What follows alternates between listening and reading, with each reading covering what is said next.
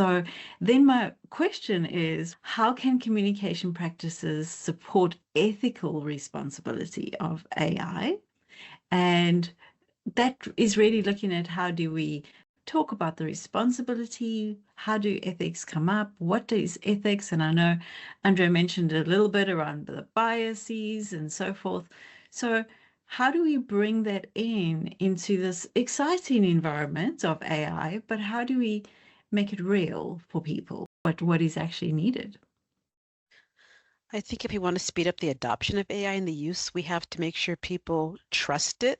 And by trusting it, we have to be transparent about what it can do. I think we have to make sure we set expectations so people don't think it can do, who knows, but we have to manage their expectations. This is what it can do. This is what it can't do. This is what it might do. As you mentioned, hallucinate. Some of them still do.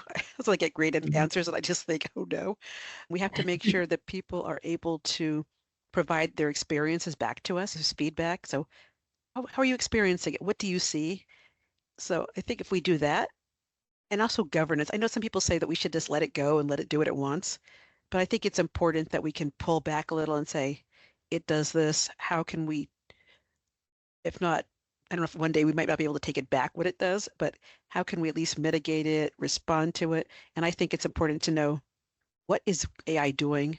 What are people doing with it? What are people doing to it? Are we programming it? Is it a thing? And I think it's a lot of things that people have to still work down the road that people have not done. And maybe the next 5, 10 years that'll be answered. But I think it's going to come down to, do people trust the system? I know people probably had a hard time when they gave up their data for automation to banking online and things, but how do you overcome resistance and how do you make people want to use it? But you have to then deal with the biases and make sure it's not causing harm and that sort of thing. And I'd love to be part of that conversation more, but yes, I'm waiting to see what happens there.